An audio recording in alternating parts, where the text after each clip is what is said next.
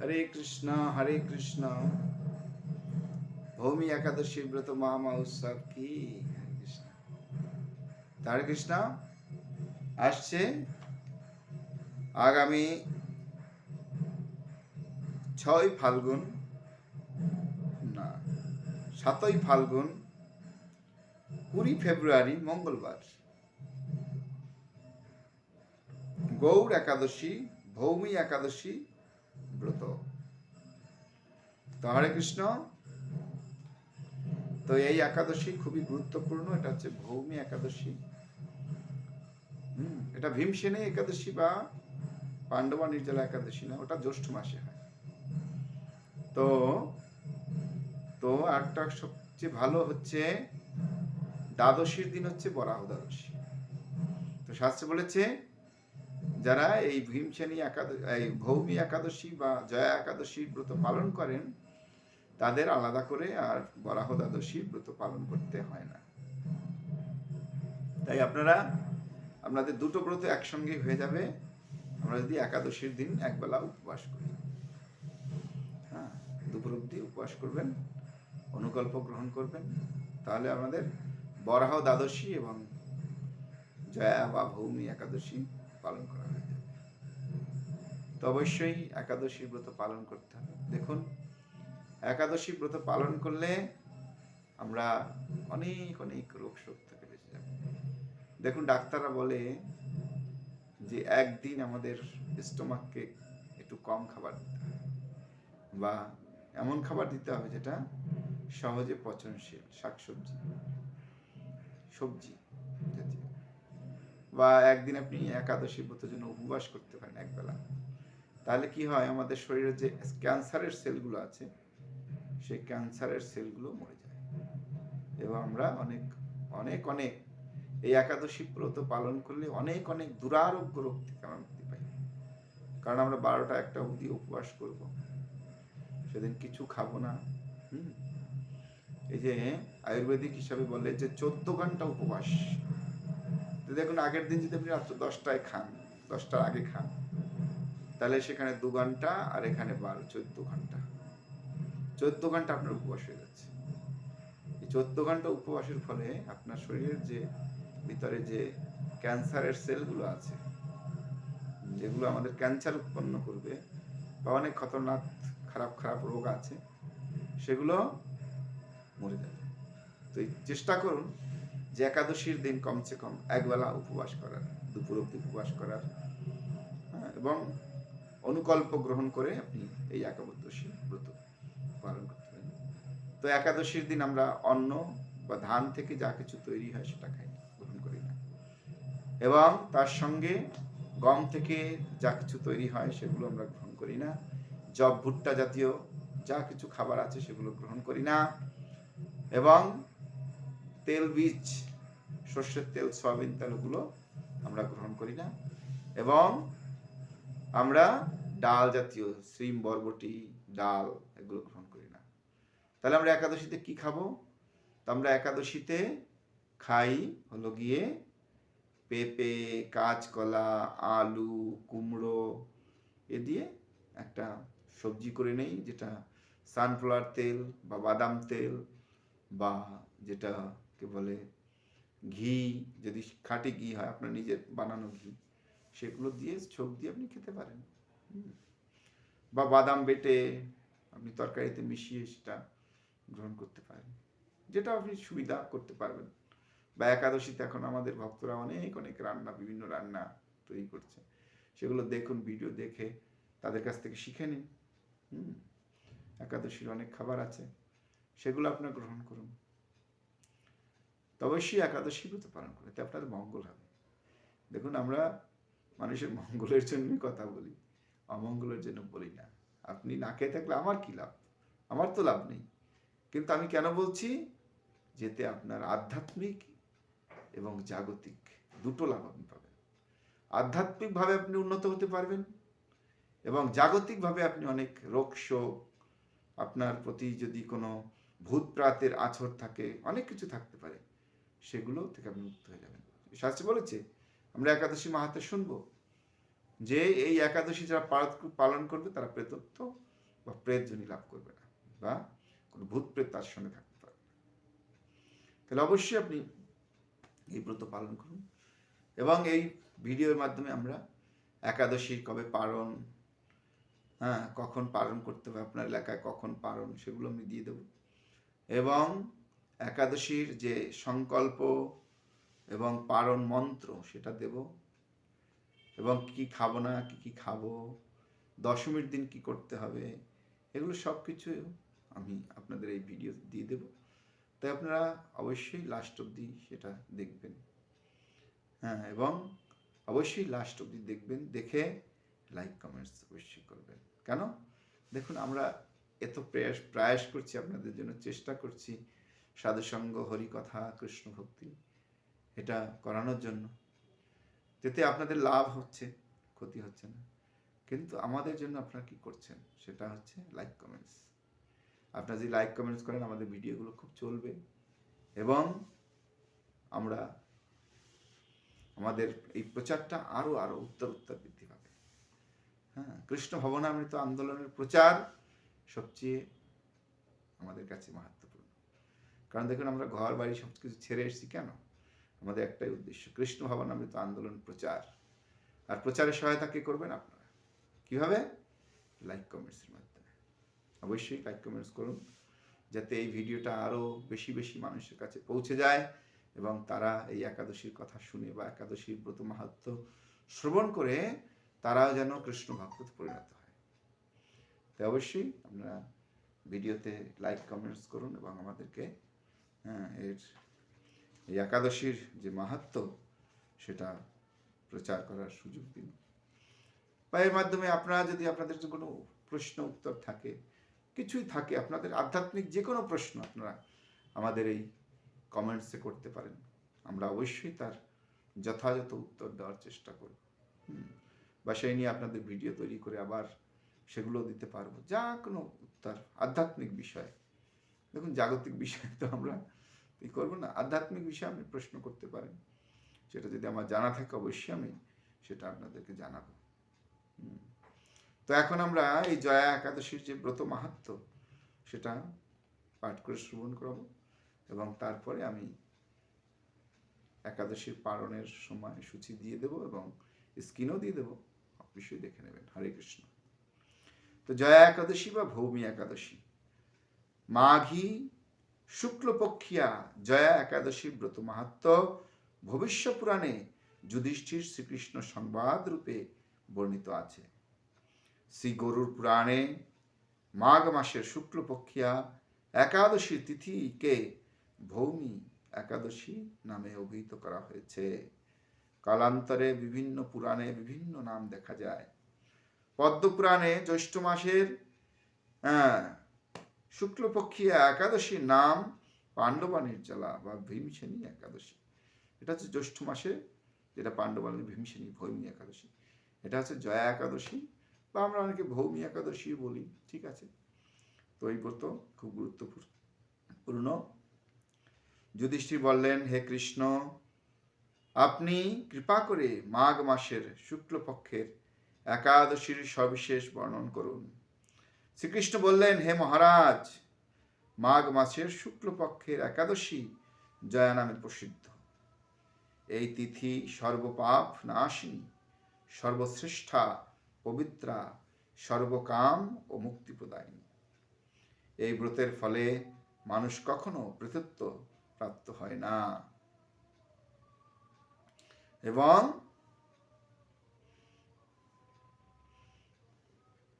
কখনোই এই ব্রতের ফলে কেউ প্রেতত্ব হবে না। এই একাদশী নিম্নরূপ উপাখ্যান শোনা যায়। বিভিন্ন রকমের উপাখ্যান আছে একাদশীর সম্বন্ধে। তো আমরা একটা উপাখ্যান আপনাদের সেখানে শ্রবণ করাবো, যেটা ভগবান শ্রীকৃষ্ণের নির্দেশ। এক সময় স্বর্গলোকে ইন্দ্র রাজত্ব করছিলেন। সেখানে অন্য দেবতারাও বেশ সুখী ছিলেন। তারপর পারিজাত পুষ্পে শোভিত নন্দন কাননে অপ্সরাদের সাথে বিহার করতেন। একদিন 50 কোটি অপ্সরা নাম নায়ক দেবরাজ ইন্দ্র স্বেচ্ছায় আনন্দ ভরে তাদের নৃত্য করতে বললেন। নৃত্যের সাথে গন্ধর্বগণ গান করতে লাগলেন। পুষ্পদত্ত, চিত্রসেন প্রভৃতি প্রধান প্রধান গন্ধর্বেরাও সেখানে উপস্থিত ছিলেন। চিত্রসেনের পত্নীর নাম মালিনী। পুষ্পবন্তী নামে তাদের এক কন্যা ছিল। পুষ্পদত্তের পুত্রের নাম মাল্যবান। এই মাল্যবান পুষ্পবন্তীর রূপে মুগ্ধ হয়েছিলেন। পুষ্পবন্তী পুনঃ পুনঃ কটাক্ষর দ্বারা মাল্যবানকে বশীভূত করেছিলেন।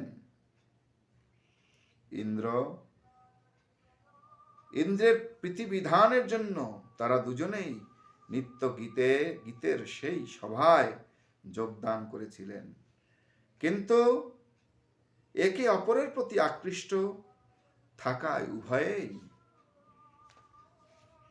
চিত্ত বিভ্রাট হচ্ছিল। সেখানে তারা পরস্পরে কেবল দৃষ্টিবদ্ধ অবস্থায় দাঁড়িয়ে থাকল। ফলে গানের ক্রম বিপর্যয় ঘটল।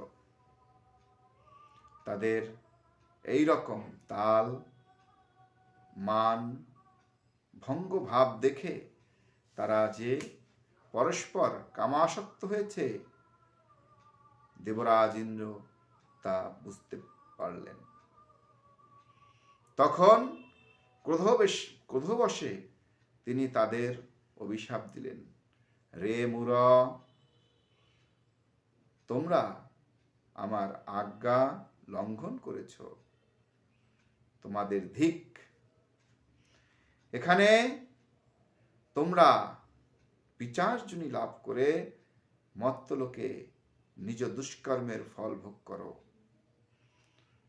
ইন্দ্রের অভিশাপে তারা দুজন দুঃখিত মনে হিমালয় পর্বতে বিচরণ করছিলেন।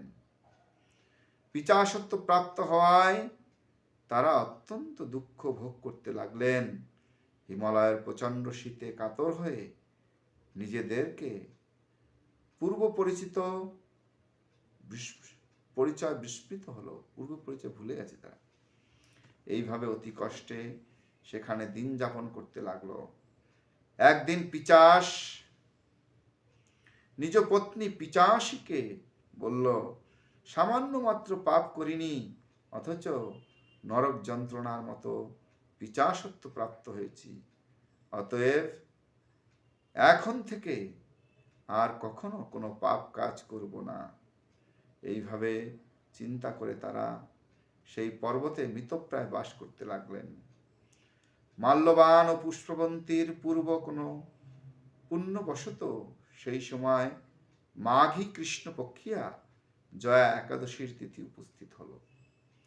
তারা একটি অসত্য বৃক্ষতলে নিরাহারে নির্জল অবস্থায় দিবানিশি যাপন করল। শীতের প্রকট প্রকোপে অনিদ্রায় রাত্রি অতিবাহিত হল।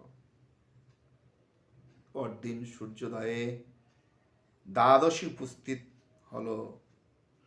জয়া একাদশীর দিন অনাহার রাত্রি জাগরণে তাদের ভক্তির অনুষ্ঠান পালিত হল।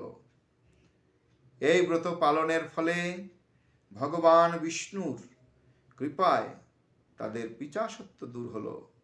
তারা দুজনেই তাদের পূর্বরূপ ফিরে পেল। তারপর তারা স্বর্গে ফিরে গেলেন। দেবরাজ তাদেরকে দেখে অত্যন্ত আশ্চর্য হলেন। তিনি জিজ্ঞাসা করলেন, কোন পুণ্য ফলে তোমাদের পিচাসত্ব দূর হলো? আমার অভিশাপ থেকে কে তোমাদের মুক্ত করল? মাল্যবান বললেন, হে প্রভু, ভগবান বাসুদেবের কৃপা, জয়া একাদশী ব্রতের পুণ্য প্রভাবে আমাদের পিচাসত্ব দূর হয়েছে।